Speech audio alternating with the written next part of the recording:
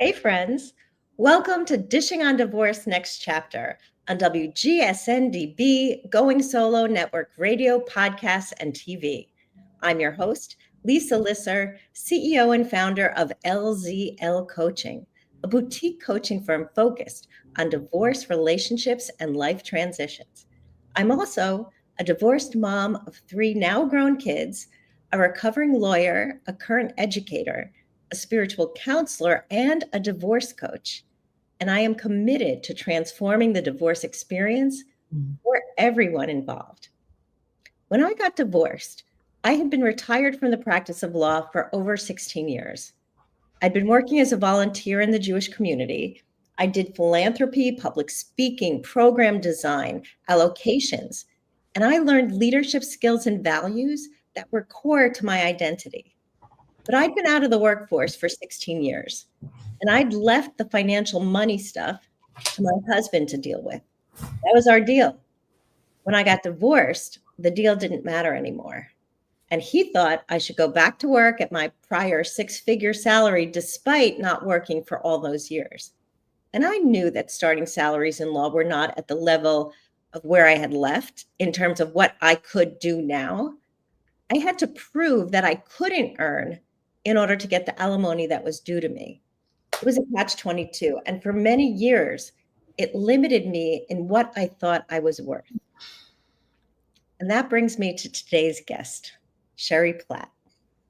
Sherry is a counselor, a trauma-informed career coach, a recruiter, public speaker, social entrepreneur, and published author with over 20 years of experience counseling thousands of individuals to clarify and achieve their professional goals. She is a transformational shift counselor, and I'd love to hear more about that. She's a public speaker, social entrepreneur, and she holds a master's in counseling, certification in interfaith spiritual direction, and a psychedelic integration coach. To help clients uncover their purpose and find meaning in fulfilling work, Sherry draws from a variety of therapeutic foundations: Eastern philosophy and Western psychology, Kabbalism and shamanic traditions, non-denominational spiritual counseling, and plant-informed wisdom. Sherry's mission is to help people find career alignment and work satisfaction, because when we love our work, we can heal the world. So, welcome, Sherry, to Dishing on Divorce Next Chapter. Hi, Lisa. It's so great to have you here. It's really good to be here. I love that introduction. I'm so happy with me. Oh, me too. I was have an introduction like that wherever they go. I know we should wear them and have like speakers going off. But yeah. I was at a networking meeting today before this. Mm-hmm. And the idea of introducing ourselves sometimes feels like we don't want to lead with all of our strengths. Like we need to tell the story, but we don't want to be humble braggy. But sometimes we should be, because we need to own our strength and our power. And you have that and you share that. So welcome to the show. Thank you. Thank you. You said even we could talk an hour about everything you just said. I know. Really, I feel like this women have been told to be humble for so long. I feel like it holds us down rather than elevates us to our potential. So, yeah. I agree. I agree 100%. So let's start where I start with all my guests. Okay. Tell us your story. How did you get to this work? Well, I went to school. I wanted to be a counselor, but my dad wouldn't pay for my education if I did that, which is funny because that's where I ended up.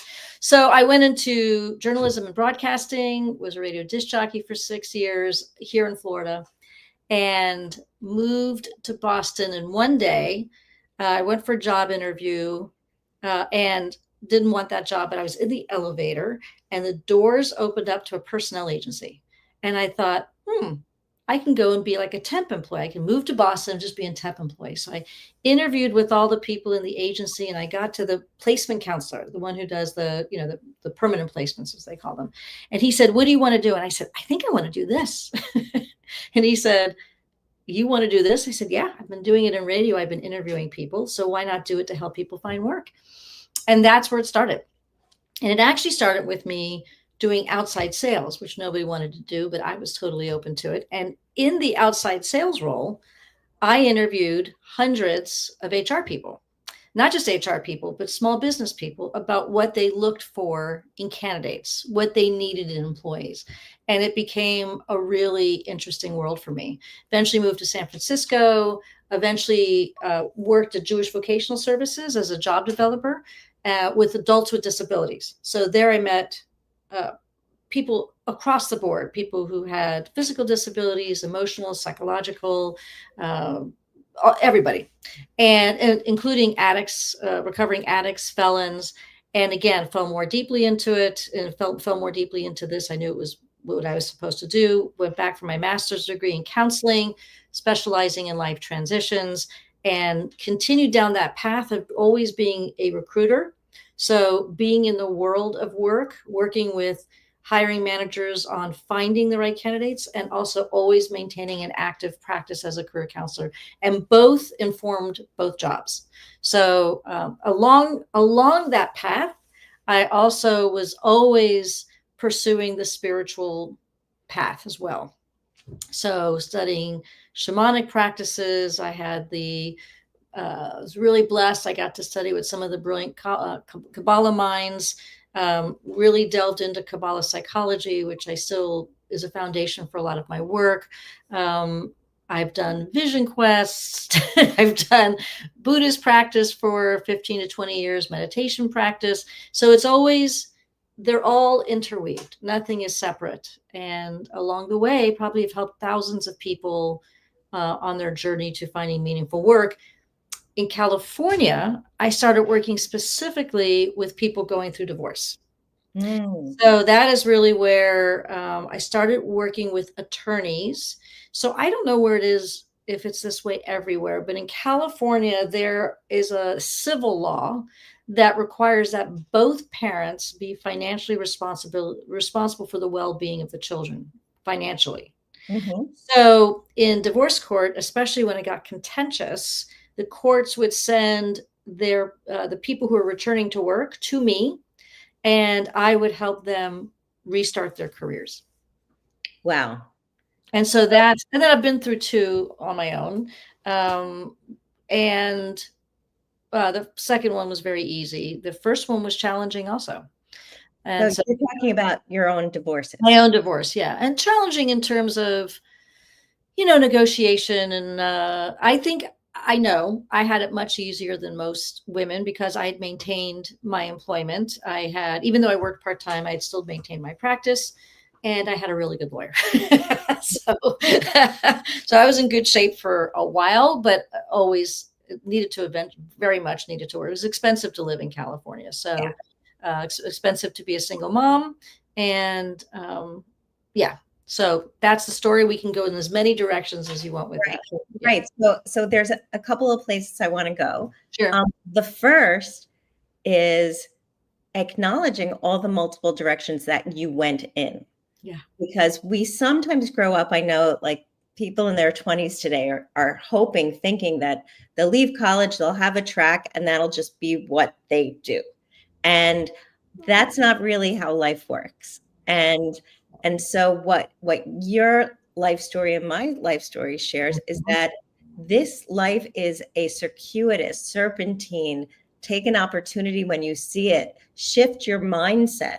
Yes. If you thought you wanted a temp job, but then you recognize that, no, you want to interview people for jobs. You want to interview employers to find out what do they need? What are their values? Who are they really looking for? How do you make that relational connection so that you can find the right person for the right role? Right. And also redesigning your own jobs where you didn't do the same thing for the last 30 years. You did lots and lots of different things. And you kept on adding skills to your basket. Correct. Everything you talked about. So you did a little Kabbalah, you did a little shamanic techniques, traditions. Mhm. You got the spiritual counseling and recognize that it goes across the board and everyone needs spiritual grounding. So, and the spiritual grounding feeds our soul so that we can find the work that will help us be a light as opposed to drudgery. So many people. So, and you've had the divorce experience, which is none of our choices. We think that we're going to get married and it's going to be forever. That's the plan. Mhm. But as the Jewish tradition says, man plans and God laughs. I think that's really good. Yeah, Life, exactly.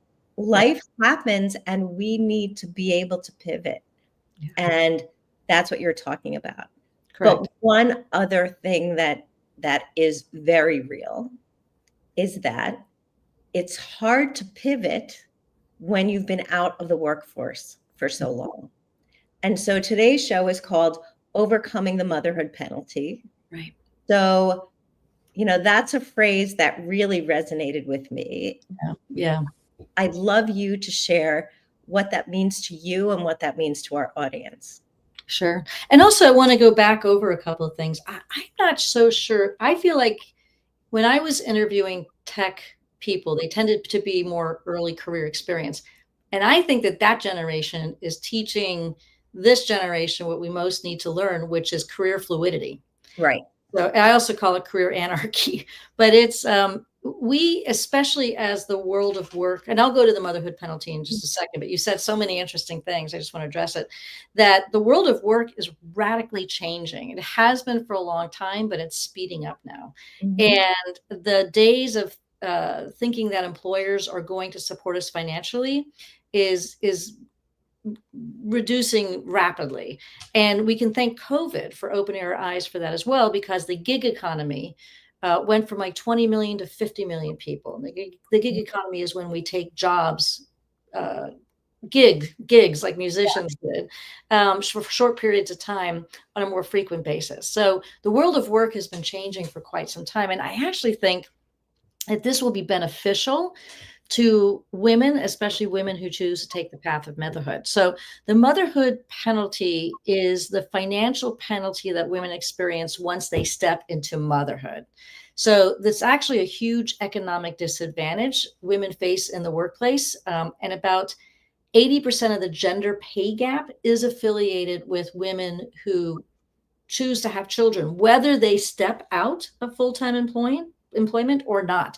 And by the way, the motherhood penalty also affects women who choose to not have children, because there is an anticipation, even if they're saying they don't want to have children, which is of course an illegal question, but the anticipation in a patriarchal corporate world is that women will want to have children, even if they say they won't. So there's a penalty for that as well. So this is a huge issue that is not discussed enough. It certainly was not discussed with me, because I also thought that I would be financially well off for the rest of my life, not consciously, but let's just say unconsciously. I wasn't as concerned about it. It wasn't in my conscious state as much. Yeah. So the motherhood penalty, and by the way, women who go through divorce, I believe will experience a 20% decline in their economic situation, and men only 5%, which is interesting as well. So women who have children receive lower wages. They're perceived often as less competent. I think for me, the biggest thing was losing momentum in my career. I was at a phenomenal salary when I left to have children, and have not yet recouped that consistently. Plus, women who have children tend to be more stressed out and overwhelmed, etc. So which can affect their health. So that is the definition of the motherhood penalty. So what's really interesting is that I go back 28 years when I was back at work in the law firm part-time with my newborn. I was in a lunch with partners, with male partners, who one just thought it would be great to complain to me about how much money the firm invests in women for them to just leave. Like, why should the firm invest in women attorneys if they were going to, why should they if they were just going to leave? I mean, he had 4 children and he never had to leave. And I was 27 years old at the time. And I looked at him and I said, well, that's because you have a wife. And he was speechless, but it's true. And of course it's true. And, at that point, I probably could have filed a complaint against. Yes, I was going to say, he shouldn't have even been saying that out loud. No, he should not have been saying it out loud, but that was like the middle of the 90s, and it was a different time. Right. It was a different time. I mean, I had left my last firm because of sexual harassment. So here I was at a new firm. And I think all of that played into why I didn't want to go back to work. And how did you feel when you heard that? I was astonished and insulted and just disgusted that he could say such a thing out loud when the firm was actually holding me out to summer associates as, look at who we have on a part-time basis. We're so generous with our female employees who have children. Mm-hmm. And yet this is what the real inside story was about that. And I'm not sure that's changed much. I mean, based on women's salaries, based on opportunities for women, I think the only thing that's changed is that conversation's gone underground. Mm-hmm. Really, I think that's the only thing. It's because I think it's still, I mean, perhaps in this newer generation, perhaps with my sons, that's not true, who are in their 20s. But from a corporate perspective, I think it's still there. They're just not talking about it out loud. Yeah, I think that's, I think you're right. Well, the numbers show it, right? So, and by the way, this is a global issue. So there are things that we will talk about how the U.S. is different from other modern industrialized nations. That is embarrassing. But the motherhood penalty is actually a global conversation. Almost all women are affected by that in some capacity internationally. Yeah. It's unbelievable. Well, let's pause on that note. Okay. We're about halfway through. We're going to take a quick 30-second break. 30-minute break. Okay. Our sponsors, and then we will be back with Sherry Platt. Thank you.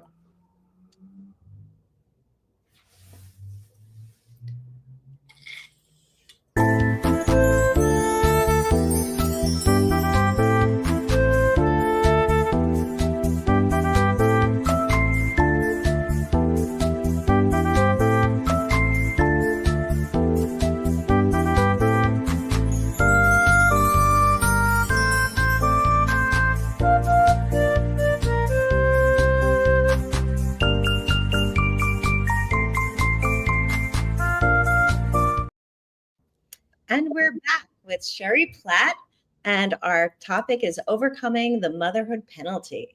So we just talked about what the motherhood penalty is and the fact that it's not limited to the US. This is an international issue.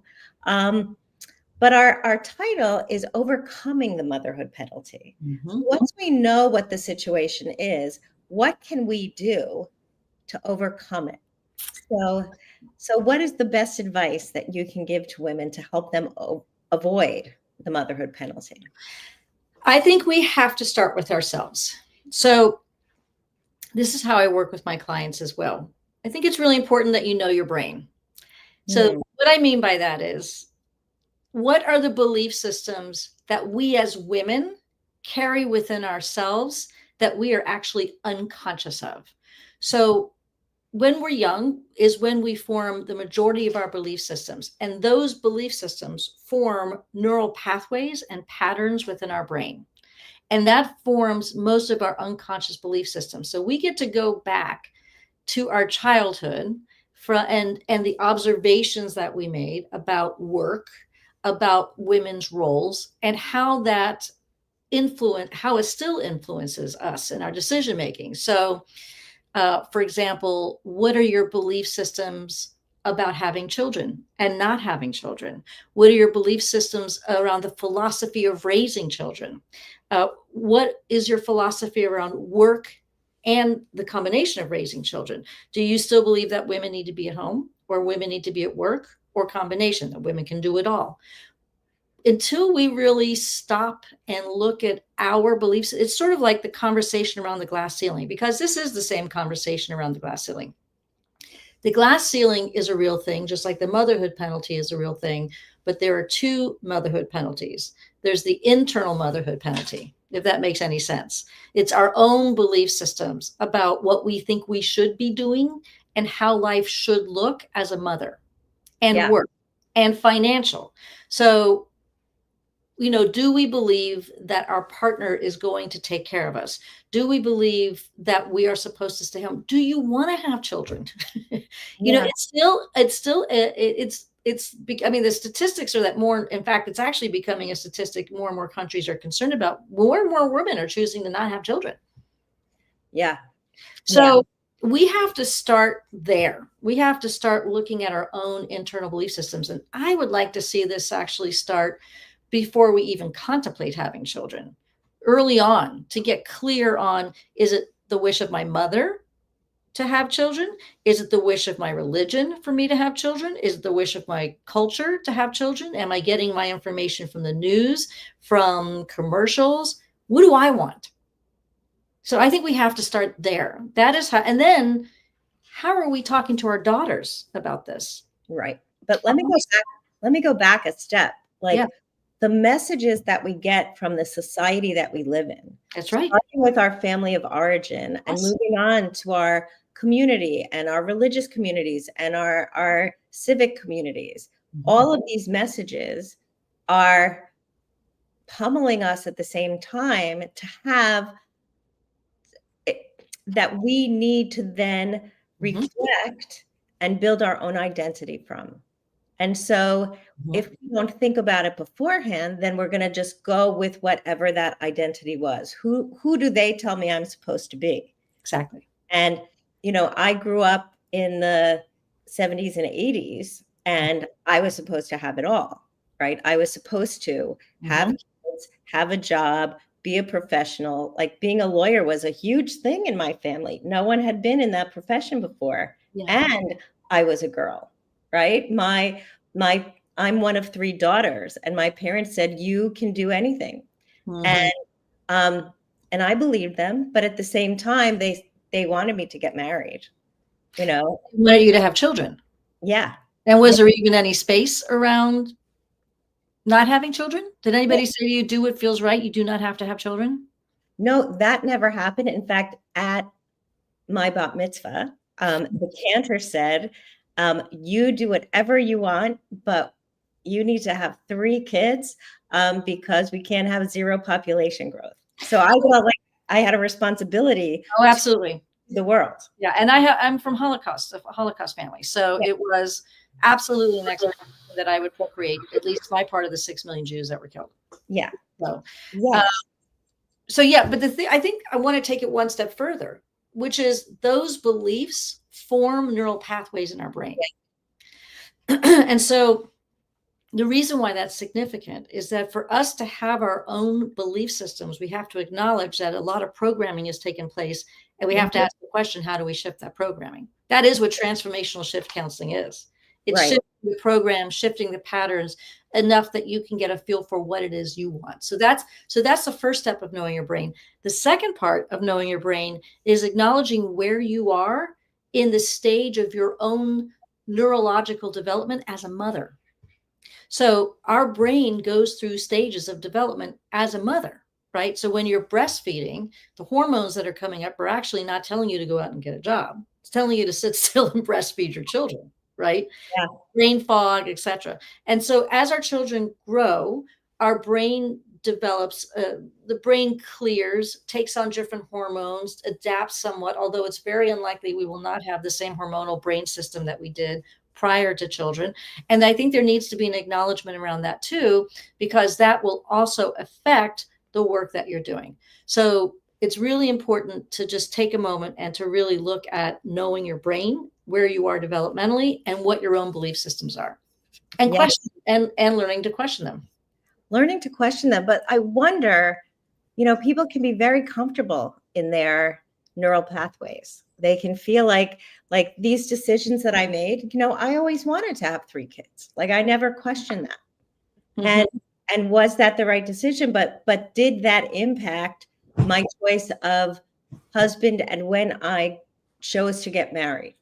Like those were all things that maybe those things might have been different, despite the fact that I knew in my head I always wanted to have kids. Right. So how do we reevaluate, especially if we're okay with certain of our maybe default positions, which are structured by these neural pathways that have been ingrained in us.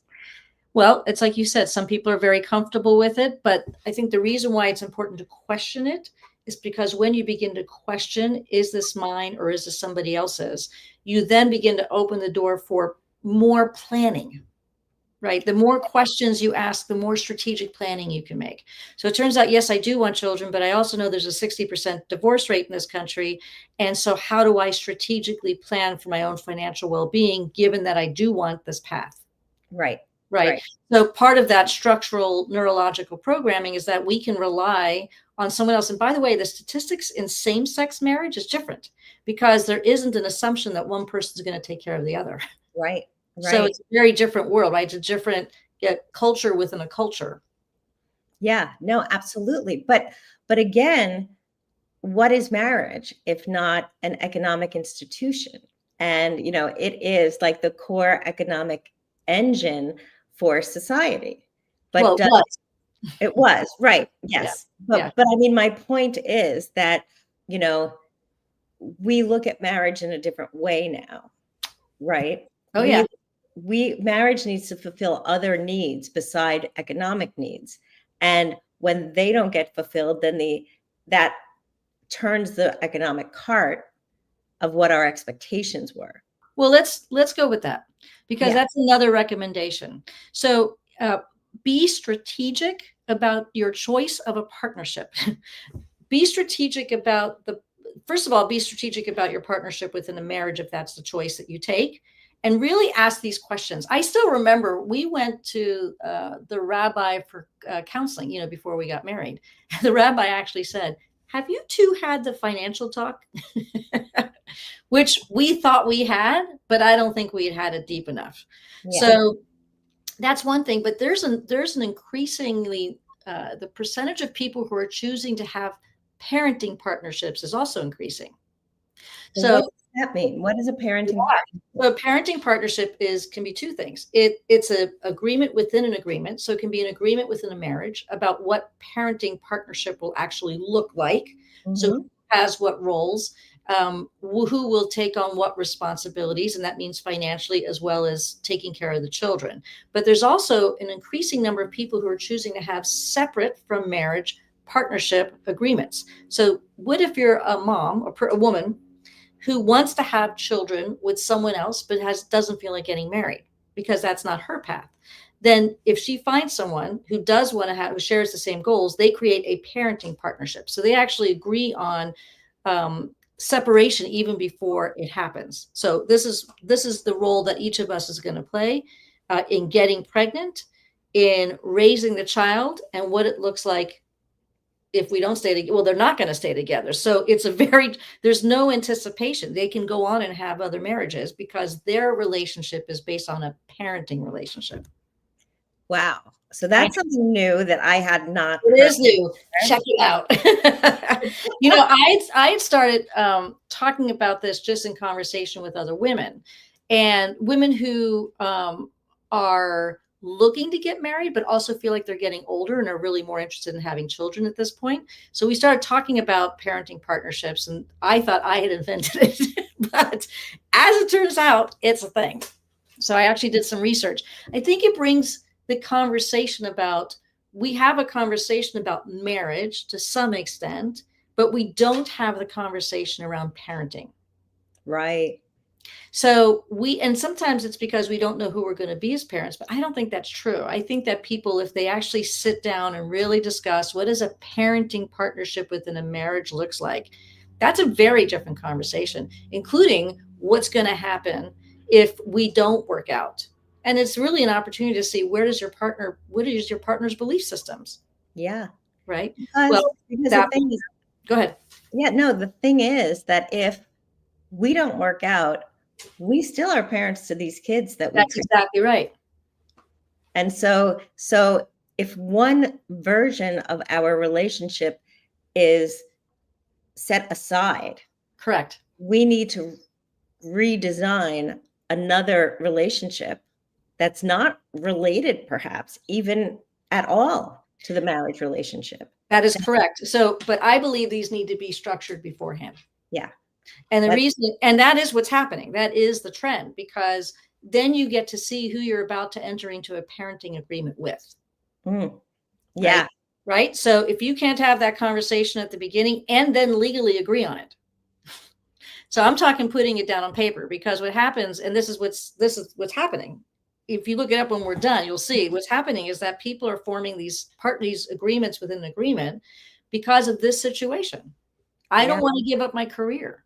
Are you willing to step in 50%? Well, I don't want to give up my career. Okay, it's good to know.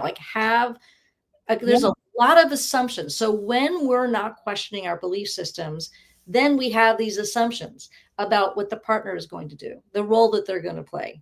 And it's not discussed because there's an assumption. Right. So there's a parenting partnership trend within the marriage, and there's a parenting partnership trend separate from marriage. And I think it's a powerful statement about how women can protect their financial well-being. Yeah, that is really, it's a creative way to look at a problem, because there's more than one solution.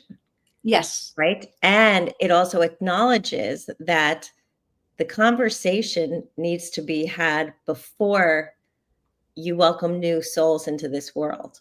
Yep. And even in these whole build up to marriage, people don't really talk details about what kind of parents they want to be. I think they don't know. I think they're looking at who they parented. So sometimes they're like, I don't want to do that. I want to do this. Right. But at the same time, it's the why I start with the belief systems, the unconscious belief systems about getting married, the unconscious belief systems about having children, the unconscious belief systems about what partnership looks like. And then everybody's surprised. Well, he may say, no, I like doing what I'm doing. I don't want to do that. And she's, well, I like what I'm doing. I don't want to do that. So then why don't we just love each other, but have a separate parent? People know what they want, but really having a conscious conversation about what parenting was look like, not just philosophically, but financially and career-wise. And concretely, like what very concrete, like legal agreements. Yeah. So we only have a few minutes left, but what I'd like to talk about, even just briefly, is so what does this mean for women in work? Like, how can women who are returning to the workforce clarify their next career steps? Yeah. So again, I think that the conversation around strategic career planning has to happen before everything. So it doesn't mean you have to have a career plan. It's just women taking much more of a proactive approach to their. Now, this also does mean even if you take time off. So personally, professionally, I don't think women should ever take time off from work. That doesn't mean that they can't volunteer. It doesn't mean that they can't take on different jobs. It doesn't mean that they can't run a daycare out of their house or help their partners in their business. I was at an event last week, and I sat next to a woman and I said, what did you do? And she said, well, I was in banking for 15 years. Now I don't do anything. Now, because I've been doing this a long time, I said to her, well, do you support your partner in his business? And she said, oh, yeah, I've been doing that for 5 years. And I said, are you doing operations? Well, yeah. Billing? Yes. Helping with attracting new clients? Yes. So because she was working in the family business, she didn't see it as a professional move. So it's super important that we actually are conscious about this, not necessarily when we're in the early stages of having a child, but soon after. What am I going to do to keep my skills sharp, to make sure that I'm always leveraging my experience? And I'm sorry, that does not mean being a full-time mom, because the women who really struggle with the motherhood penalty the most are the women who are out of the job market for 15 years. the soccer moms, the swimming coach moms, the PTA moms. And the PTA moms, we can work on a resume, but it's incredibly difficult. And again, I don't want to dismiss anybody, but I think we need to be smarter about this. Well, I think what you're saying is we need to be strategic. You need to be strategic. So because a soccer mom, as long as you're conscious about so I want to draw a distinction between soft skills and hard skills. Soft skills are what we're born with. Hard skills are what we learn or can teach. And what we want to do is, soft skills are great, but women often rely too much on them. So even if you choose the path of the soccer mom, be very clear on the hard skills you're acquiring while you're in that position. Right. So it could be about learning about soccer. It could be learning about organizing, event planning, anything like that. Because when you come to work with me, that's what we're going to be working on, is what are the hard skills you've acquired over the last 15 years. Are you using a computer to plan the soccer schedules? Or if so, what kind of computer? Like, these are the things that we have this is how you maintain your edge, so that in 15 years, when the marriage ends, whether you knew it or are surprised by it, you are prepared to leverage your experience to the next thing. Right. And what I'm hearing you say is that to say, what am I doing now, and answer nothing is a story that we're telling about ourselves that society is telling us, because she's not doing nothing, right? Even if she's a soccer mom, she's using the computer, she's doing event planning, she's doing time coordination, she's managing schedules for 7 different people. So she has hard skills that she doesn't value because she doesn't believe they're valued. Well, and we are constantly getting the message that we're not valued. Right. Why are we having this conversation? It's like, because there's not a value of women in the workplace, and that's and they are, and they're not, right? And they're valued, but they're not valued. So it's that ongoing conversation. So the people who are going to have to be in charge of their career are the women. And you're going to have to be more assertive, more aggressive, more awake, more aware about what you're doing and how you will be able to take care of yourself financially, regardless of whether you're married, regardless. I mean, lots of marriages go through these changes too. So the husband, let's not even talk about divorce. The husband gets ill, or leave out the husband, the primary breadwinner, gets sick, gets fired. What happens, right? So it's important for a family overall, for both people, both individuals, to be able to show up financially in different ways at different times. Yeah. It doesn't always have to be about divorce. It's just that women are often more profoundly, deeply financially affected by divorce than men. Yeah. Because they're often unprepared, and they often have delegated. But so what we're saying is that there really is hope, but it's about shifting your priorities and managing your expectations so that you have permission to be in charge of yourself, right? Like, so often people feel like, well, I needed to stay at home and I needed to do this service, as it were. But you are allowed to take care of yourself. And mothers in general are the caretakers in the family. And not just of their children, but of their parents. And of their in-laws, and of their spouse. Their spouse needs caretaking too. So there's all of these people, of the social group. The mothers usually make the plans. And some of that is habituated. Yes. Okay. It's all of this is habituated. It's part of the neural pathways. Exactly. Unless somebody truly desires that. And every once in a while, I'll see a couple that are just so perfectly aligned. They've got it down and they make it work. And it's a really beautiful thing. But most of the time, women come to me around the age of 45. I mean, that's a whole nother conversation, right? Yeah.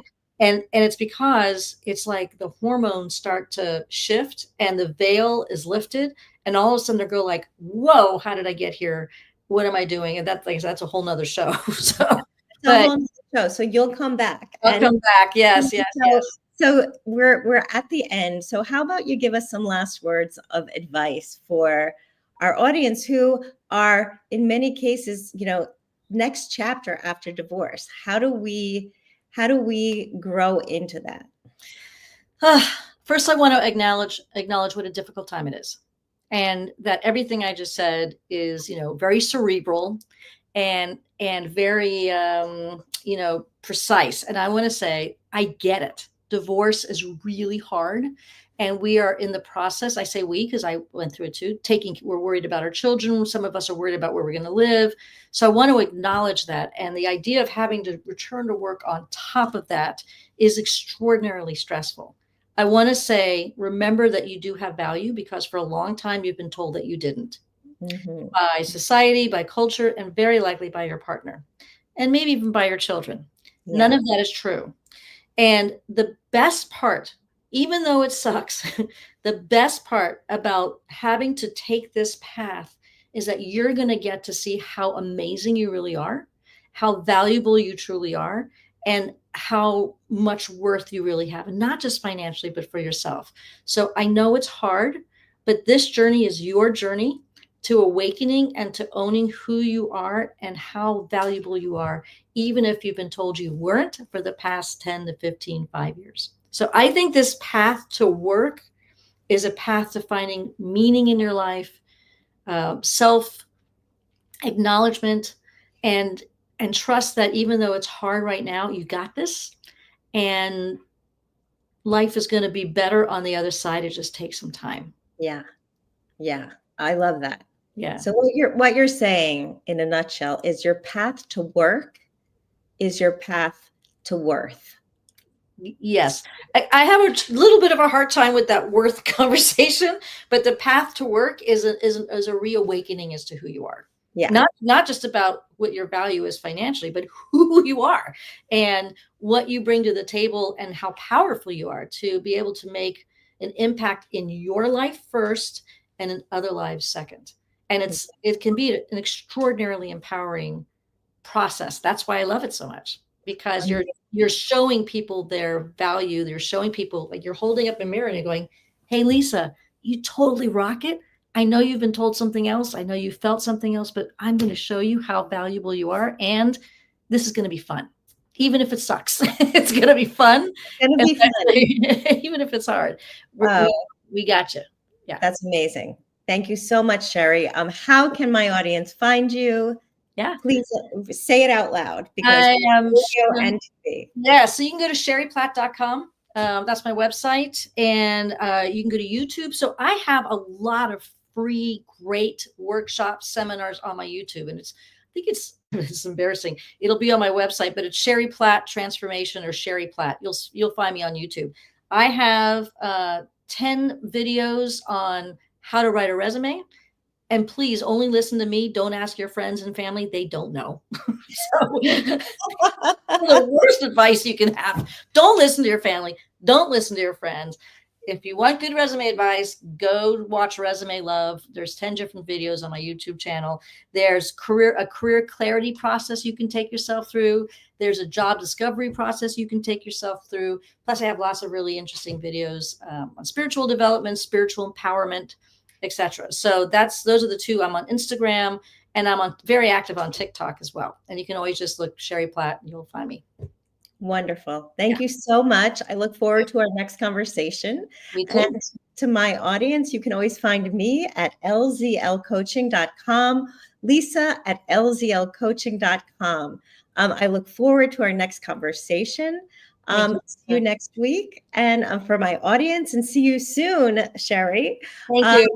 All right. Have a great day. You too.